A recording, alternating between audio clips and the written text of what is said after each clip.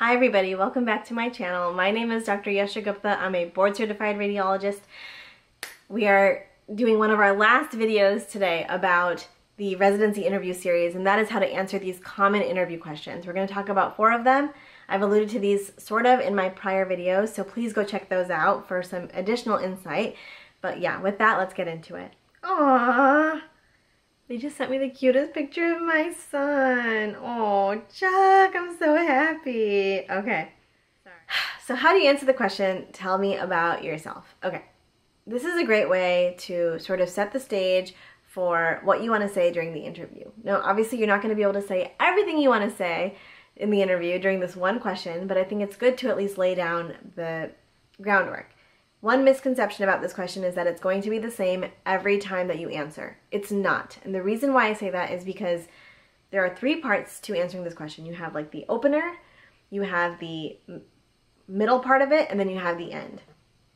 The opener and the middle part might be sort of the same, but the ending needs to talk about why you are sitting there talking to that interviewer today. Okay, so at different programs, it's going to be different. So the ending is always going to sort of lead to a slightly different response. So as far as the beginning goes, I personally like to hear about people's upbringing. I talk about my upbringing, where you grew up, if you moved from another country. That often shows like a lot of adversity that you had to face if you did move from another country, maybe learning a new language, being the person that like helped your family sort of transition into being in America. Like those are big experiences, I think, that can really fall very nicely into this question and shows an interviewer who you are. I also talked about how my dad is a radiologist, but that was not why I became a radiologist, just because I never even saw what he did as a radiologist because we didn't have homework stations back then, right? That wasn't a thing growing up. So that's sort of like my beginning, is like, this is where I started. I started off not even knowing anything about radiology. I grew up in a small town in Michigan, and yeah, when I went to medical school, I had no idea I wanted to be a radiologist because I didn't even think about it. I wanted to be a pediatrician. That's really, for me, that's like what I talk about. Then the middle is really where I feel like this is where I get to learn the most about you. The middle should be the formative experience, okay? That's what I like to call it. The middle of answering this question is the formative experience. So you spend like 20 seconds saying like, okay, I grew up in Michigan and blah, blah, blah, and my dad's a radiologist, but that's not why I wanted to be a radiologist. And actually I came back to Michigan for medical school, and this is my formative experience now. So this is where I came back to Michigan for medical school, and I went to medical school thinking I wanted to be a pediatrician. And so I rotated through Children's Hospital, and because of my dad, so I'm tying in the beginning now to the middle, and because of him, I did go through a pediatric radiology rotation, and I learned that that's really where all of my interest in pediatrics, which had to do with like embryology, and I wanted to do neonatology. Like that was my thing. I wanted to do neonatology. I wanted to help NICU babies. I wanted to learn about congenital defects. And I realized that like radiology does a lot of the diagnostic work of diagnosing congenital abnormalities, whether it's like fetal, intrauterine, like ultrasound, fetal MR, or even afterwards, like if we're doing a renal study, renal scan, ultrasound, you know, hip stuff, hip ultrasound. That's where the diagnosis is happening. And so that was my transition from pediatrics into radiology. And then from there, you say like, well, how did that bring me here, right? So then like I started discovering more of radiology. I did more radiology rotations, and I ended up just falling in love with the field. Has a great amount of blah, blah, blah. So I talk about why radiology during this formative part of the question, and then it brings me to why am I sitting in front of you today? For me, to the bane of my mother's existence, a lot of the reason why I didn't want to stay in Michigan was because I wanted to explore outside of Michigan now. So bringing back again, I grew up in Michigan, I spent a lot of time in Michigan, I went back to Michigan for med school, I wanted to be a pediatrician, and now why am I interviewing here? Well, you know what? I don't think that that was the best place for me. I would like to explore other areas geographically. I'm not married, I don't have kids, and I feel like there are other areas, you know, that I would like to explore and get a different education. And so for me, that was also a big thing. And I talked about it. I was honest. I think the best thing you can do is just be honest about why you want to be somewhere. This is a good place to talk about if you have a geographical tie. So if you do have a family that's in LA, and a lot of people do, you can say like, well, you know what, my parents are back in LA and I ended up having to move to Cleveland for medical school, but I want to come back to California, and so, you know, they live in this area and blah, blah, and like really make it personal. You know, I really want to know about you. I really want to learn about who you are and what are your values. And so I really want to be closer to my family, or I have, my sister is sick, or there are so many reasons why. Or you just want to stay where you are because you have children and your spouse has a good job and you don't want to leave. Also great. But you want to talk about why specifically that program. Like, say I was interested in pediatric radiology and that's what I wanted to do. Then when I'm interviewing at the Boston programs, I'll say, I really wanted to come here because there's this like state-of-the-art, world-renowned children's hospital here, and I would love to learn from these radiologists. I would love to rotate through this hospital. I would love to go here for fellowship, even if that changes. We all know it's going to change. You know what I mean? Like, we all know it's going to change. It just shows that you have some sort of vision for where you are going. And a lot of times people will ask you, well, where do you see yourself in 5 years? Again, you can just continue on this trajectory of like, this is what I see myself doing, and this is why. And so I think trying to tie in all the pieces of that question and talking about where you started, the formative experience. The formative experience, by the way, is going to be different for everybody. I just talked about mine at length. I'm sorry about that. But it should tell me why you want to do radiology. So talk about yourself for 20, 30 seconds, and then move that from that into why radiology. So tell me how did that experience shape like why you're sitting here? Some people, it's because their parent or somebody in their family had a cancer diagnosis, and they saw that radiology is a part of that.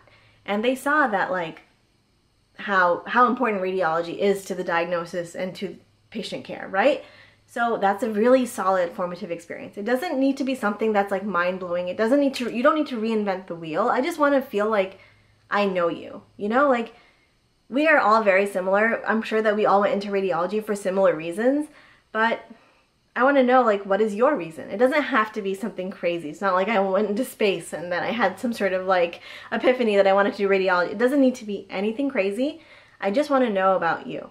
And then you have to tie it into why are you sitting here today? And so then you say like, well, this is why I want to do radiology, and you know, these are the experiences that led me up to that point, and blah, blah, blah. And so that's why I'm here sitting talking to you, because I'm really interested in being at this program or being in this city because I have family here, and it would really help my success, and it would really like, I would feel very supported if I were able to come to this place. You have this specific fellowship that I'm looking for, you have fetal MR, you have 7 Tesla, which really relates to my research interests. Whatever that reason is, it just has to be, well, it has to be true, and it has to be something about you. So that's how you answer that question. It is not meant to be complicated, but you do need to take the time to think about it, because it is really hard to create that sort of flow on the fly. You should just think about like, well, what do you want to talk about your upbringing or whatever the beginning is going to be? How are you going to tie that into the formative experience? And then how does that relate to why you are sitting here today? So, and why you're sitting here today, the ending, it's really good if you're able to relate that to the program that you're interviewing at or the city. You don't have to. You can just say like, well, that's why I'm sitting here today interviewing for radiology, is because like, you know, I'm really interested in becoming a radiologist for these reasons, and that's the end. And then that will leave your interviewer to be like, okay, well, so why here? You know, it's going to go into that question like inevitably at some point, but sometimes it's nice to at least tie it in there without them asking you, so they know that you're really interested in coming there. It's like when you personalize your personal statement for a specific program, like they don't have to request that information from you. They just like know that you're actually interested enough to put it into your answer, into your personal statement. Kind of the same thing here. Okay, hopefully that was helpful. I just spent 15 minutes literally talking about this one question, so I hope that was somewhat insightful. So that brings me to question number 2, second most common question, maybe first most common question, why radiology? And then the third most common question, why this program? Honestly, the answer to these questions don't need to be something crazy and new, like I just said. I just want to know what experiences led you to want to do radiology and why you want to come to this program. And so talking about the first part of that, so why radiology? It has to be a concrete example, okay? I don't think that interviewers like to hear like, well, I like solving puzzles. Okay, great. You know, like, yeah, I like medical mysteries. I like being the doctor's doctor and consulting. These are all like cliche answers that we all hear, but it's so much better if you can answer with a concrete example.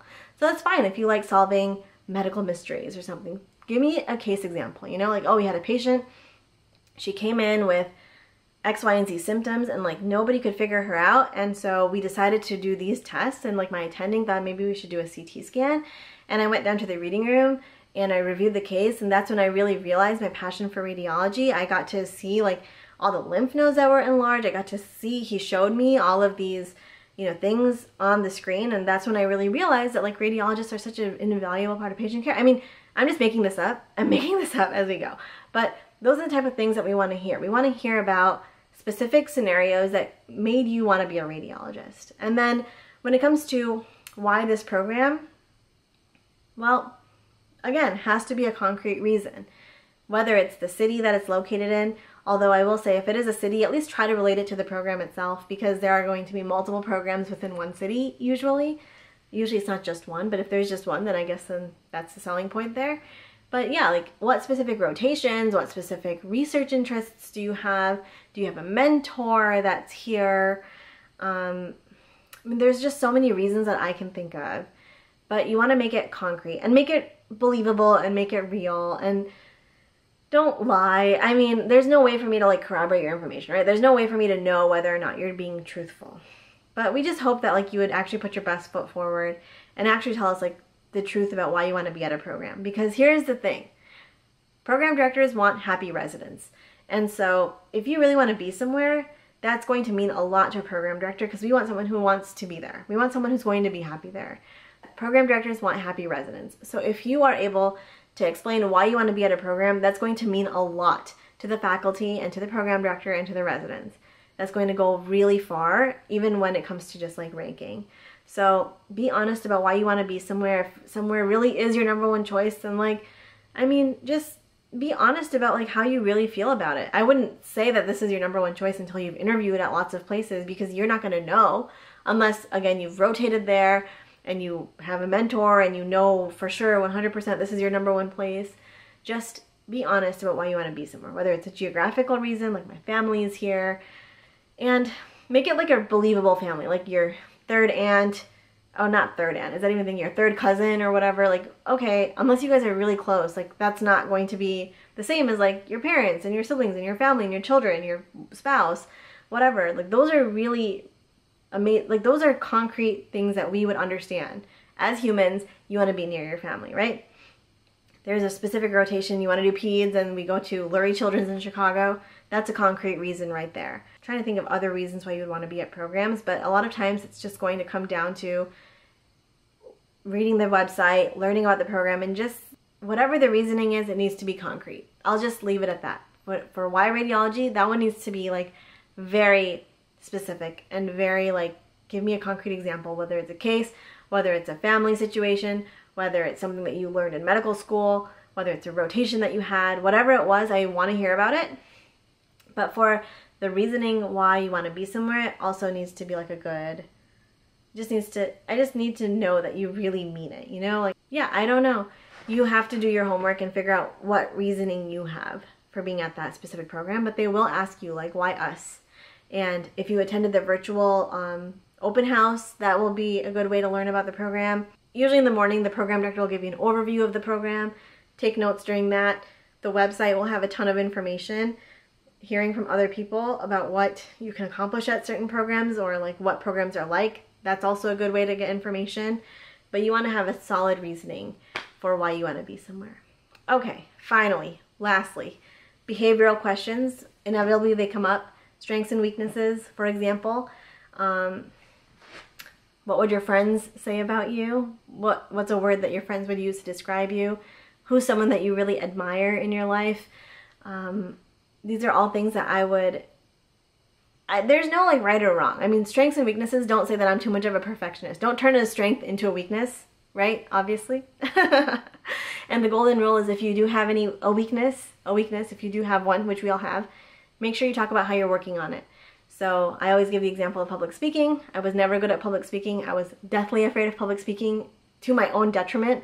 And I mean, here we are. It's a lot different now because I worked on it. And I talk about that. I talked about that in my interview. Obviously at that time, I hadn't done even nearly this much, but I talked about how I put myself in positions to have to do public speaking so that I could work on it, and I improved, and I'm still improving. I still get really nervous. It's not like my favorite thing to do, but yeah, it's talk about how you're working on something. So strengths, strengths, you can talk about something that you're good at or that you really do feel is a strength.